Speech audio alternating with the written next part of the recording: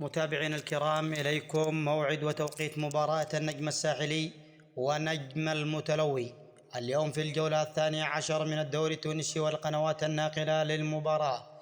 لكن قبل البدء في التفاصيل لا تنسوا الاشتراك والإعجاب بالفيديو ليصلكم كل جديد.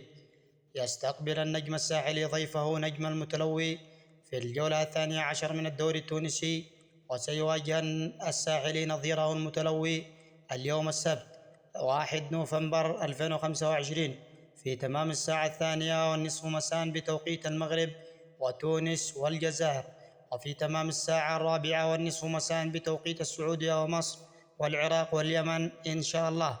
ولا تنسوا الاشتراك والإعجاب بالفيديو ليصلكم كل جديد.